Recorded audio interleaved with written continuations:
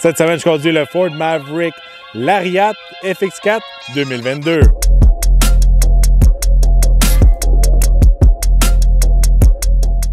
Nouveau pour 2021, le Ford Maverick est une petite camionnette qui est dans un nouveau segment qui existait un peu auparavant, mais qui a évolué avec le temps. Si on se rappelle, le Ford Ranger, dans le temps, était vraiment une petite camionnette de petite taille. Et maintenant, le Ford Ranger est vraiment rendu une camionnette de moyenne taille. C'était une moyenne taille dans le passé, mais plus maintenant. Maintenant, il y a une nouvelle gamme de petites camionnettes comme le Ford Maverick et le Hyundai Santa Cruz. Alors, avec le temps, le Ranger a grossi. Ça a laissé quand même un espace pour un nouveau marché de petites camionnettes que les gens aimaient beaucoup auparavant, comme l'ancien Ford Ranger quand on vient en 2010. Côté style, le Ford Maverick a beaucoup des influences des plateformes globales qu'on retrouve un peu à l'étranger ou du nouveau Ranger mondial qu'on ne sait pas encore si on va avoir ici en Amérique du Nord. Le devant, les lumières, la grille, tout ça, c'est très semblable au nouveau Ranger qui a été dévoilé il y a quelques mois. Celui-là qui est derrière moi, c'est un modèle très bien équipé, c'est un modèle Lariat avec le groupe FX4. Alors, on a des crochets à l'avant pour le remorquage, on a des jantes de 17 pouces et dans l'ensemble, le véhicule est quand même compact et bas de terre qui est pratique pour une utilisation de tous les jours, fait qu'on n'a pas besoin d'une camionnette de grande taille. Du côté de la boîte, on a une boîte de 4 pieds et demi, quand même pratique avec beaucoup d'accessoires dedans, avec des crochets d'ancrage. On a aussi une place pour brancher le 120 et aussi il y a des lumières aussi à l'arrière. Très pratique de ce côté-là. Alors aussi, on a des rails ici qu'on peut déplacer nos crochets. Chose typique qu'on retrouve dans la boîte d'un pick-up, surtout quand il est bien équipé comme un Lariat. Du côté de la charge utile, on peut aller jusqu'à 1500 livres.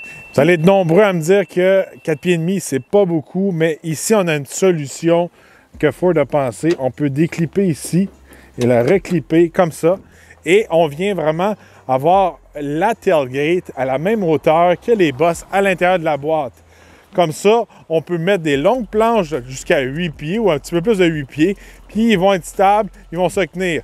Ils disent que chez Ford, avec le setup de la tailgate comme ça, on peut mettre jusqu'à 500 livres ici, fait qu'on peut charger plusieurs planches. C'est quand même intéressant pour une petite camionnette comme celle-ci. Côté remorquage, on peut tirer jusqu'à 2000 livres avec le modèle de base avec le moteur hybride. Et si on opte pour le moteur EcoBoost, on peut aller jusqu'à 4000 livres. Maintenant, si on passe à l'arrière du Maverick, c'est sûr et certain que je ne suis pas capable de rentrer en arrière de moi-même. C'est pas super confortable à l'arrière. On a la bosse au milieu. Ma tête ne touche pas au plafond, mais c'est correct. Regardez, moi, je pense que de ce côté-là, pour le Maverick, c'est vraiment à utilisation occasionnelle. Si on a besoin de plus d'espace pour amener la famille ou des gens à tous les jours, vous devriez vraiment considérer un plus gros pick-up, un mid-size ou un full-size. Sous le capot du Maverick, on retrouve un 4 cylindres de 2 litres EcoBoost, bon pour 250 chevaux et 277 de torque, jumelé à une transmission 8 vitesses. C'est le moteur optionnel qu'on peut avoir avec la traction intégrale et aussi en traction avant. De ce côté-là, si vous optez plus pour un modèle plus abordable de base, vous pouvez avoir le 4 cylindres 2,5 litres Atkinson hybride, jumelé à une transmission CVT. Alors de ce côté-là, pour le moteur hybride, vous allez avoir une puissance de 191 chevaux et 155 livres-pieds de couple. Malheureusement, le système intégral n'est pas disponible avec le moteur hybride. Alors de ce côté-là, on a des belles options. On voit que l'économie d'essence est une priorité pour le Maverick, autant côté hybride que le petit moteur EcoBoost. Alors on va aller sur la route voir si le moteur est assez fort pour le gabarit du véhicule. On trouve que c'est un petit peu plus gros, on dirait que c'est un petit peu plus pesant que le Escape habituel. Fait qu'on va voir comment ça se comporte.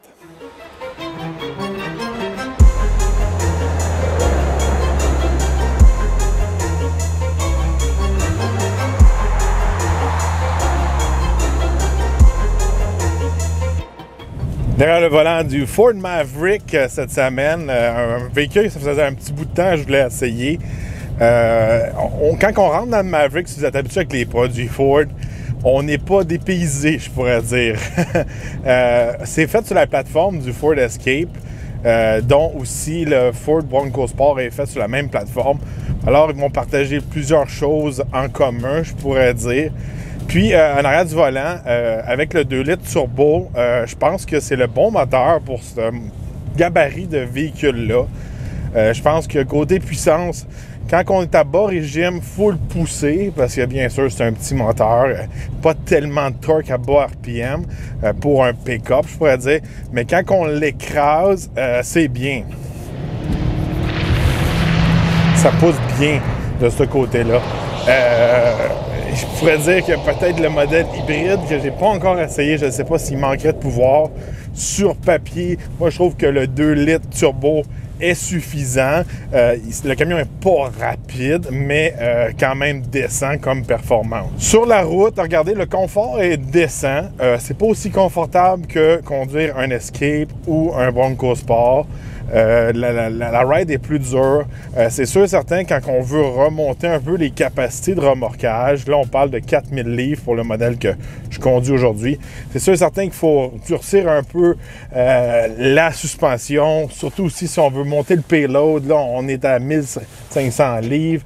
C'est sûr et certain, de ce côté-là, la suspension va être un petit peu plus dure, puis c'est un sacrifice qu'il faut faire pour gagner en capacité. Mais en gros, conduire le Maverick, on a des bons sièges à l'intérieur. C'est quand même confortable.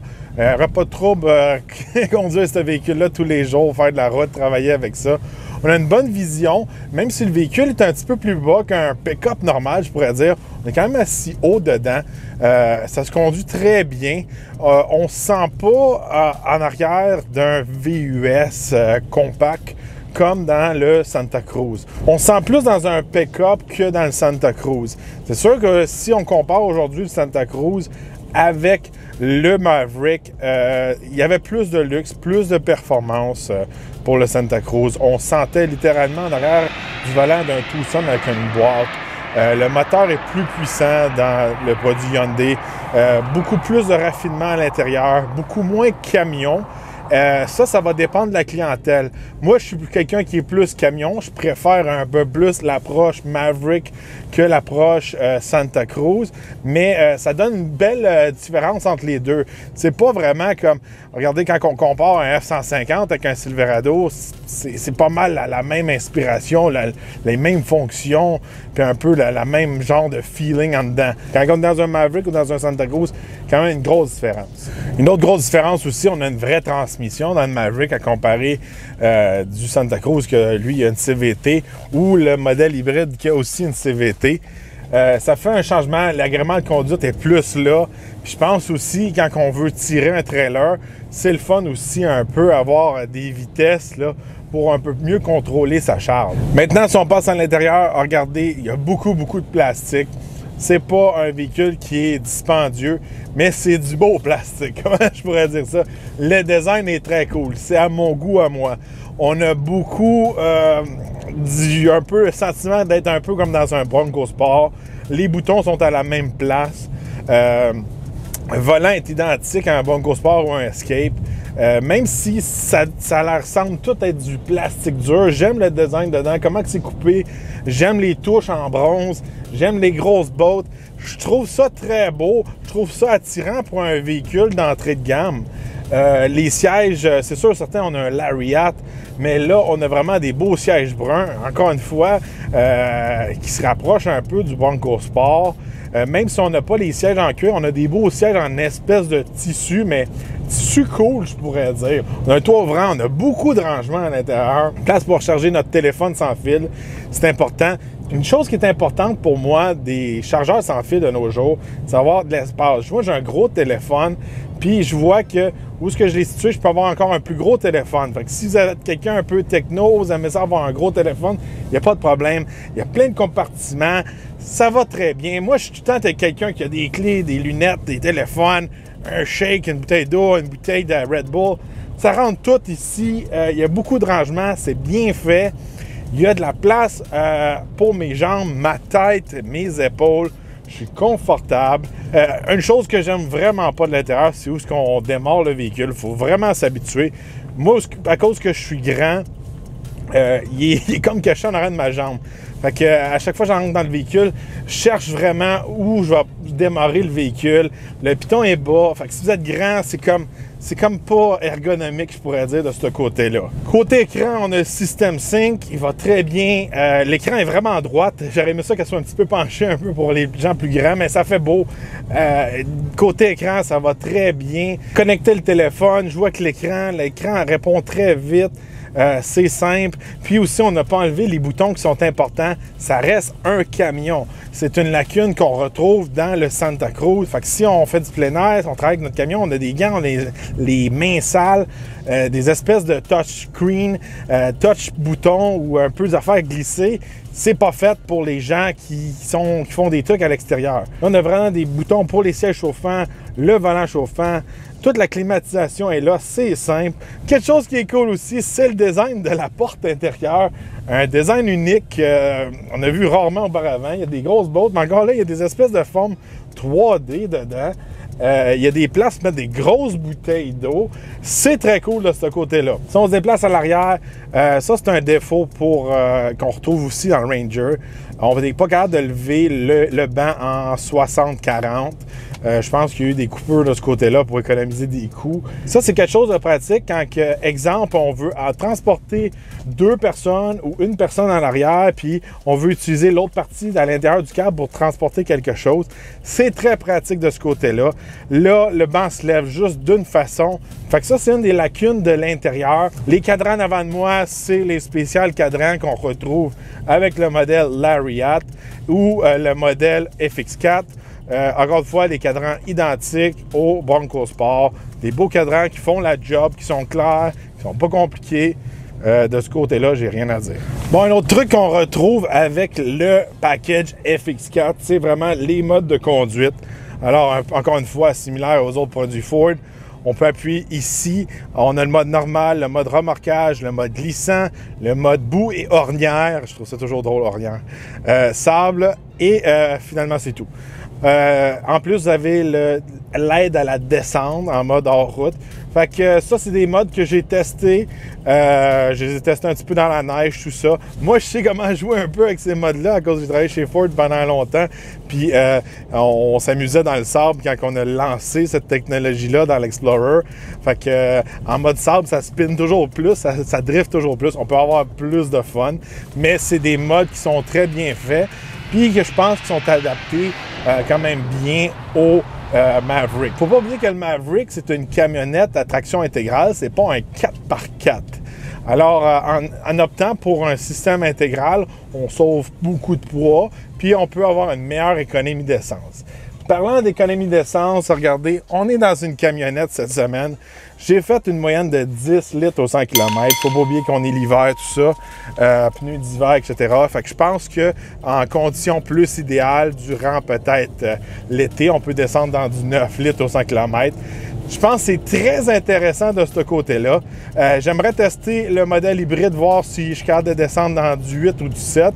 C'est intéressant aussi pour quelqu'un qui veut avoir une camionnette plus abordable et encore plus économique. Pour quelqu'un qui a besoin d'une économie d'essence, mais qui n'a peut-être pas besoin du système intégral, mais il a besoin de la boîte, je trouve ça très, très intéressant, puis beaucoup plus attrayant que le Santa Cruz. Bon, le modèle à l'essai que j'ai cette semaine n'est pas très représentatif de la vision un peu, de l'approche Maverick. C'est sûr et certain, c'est le modèle le plus équipé qu'on peut avoir. Alors, il est au-dessus des 46 000 $. C'est sûr et certain, pour 46 000 $, on peut opter pour un Ranger, pour un Bronco Sport, même peut-être un pick-up F-150 d'entrée de gamme. C'est sûr et certain, pour ce prix-là, ça vaut pas tellement la peine. Mais le prix de base du Maverick, de 25 900 $ canadiens, là, c'est intéressant.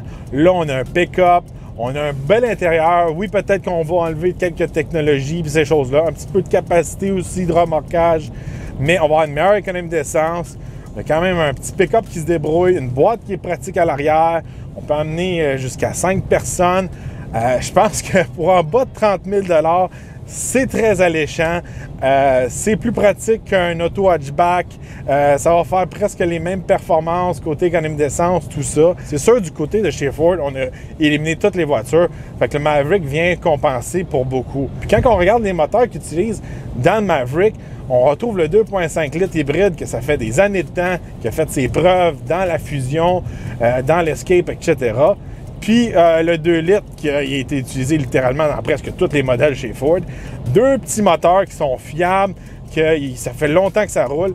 Même si on est dans un modèle qui est complètement nouveau, je pourrais dire la plateforme en dessous, la transmission, le moteur, tout ça, c'est des choses fiables.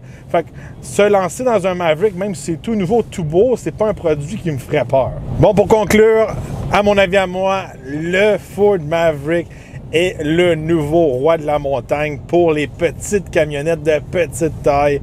Oui, il n'y a pas beaucoup de compétition, on va se le dire. Il y a juste le Hyundai Santa Cruz.